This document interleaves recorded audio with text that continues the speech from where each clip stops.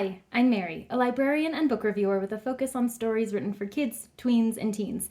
Today I get to share with you this book called Scoochie and Skittles, Scoochie's adoption story written by Tom Tracy. This is a part of the Scoochie and Skittles series, and it introduces readers to Scoochie's adoption story.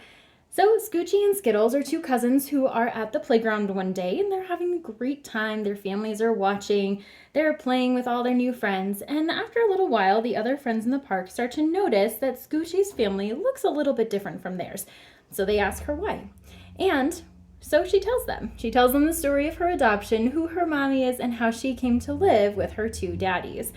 So this story is a really sweet introduction to one family's adoption story, how love can come in many forms and how families don't always have to be related by blood.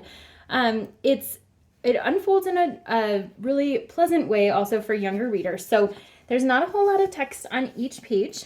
The sentences are pretty short and there's a lot of visuals to accompany those phrases. There's a lot of families that you'll see in the background of each of these pictures.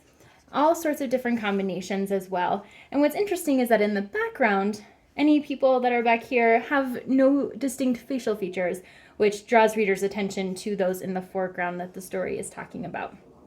So for kiddos who are adopted or who know friends who are adopted, this is a really great way to introduce them to the concept of adoption without it being something other or feeling like a negative kind of situation, because it isn't. It's a great way for families to come together and to support children when their birth parents may not be able to do so. At the end of the book, there's a family tree of Scoochie and Skittles' family, which helps readers to kind of connect where they fall into that lineup and also to start thinking about their own family trees at the same time. So it's a really fun inclusion to this book as you're talking about how families are built.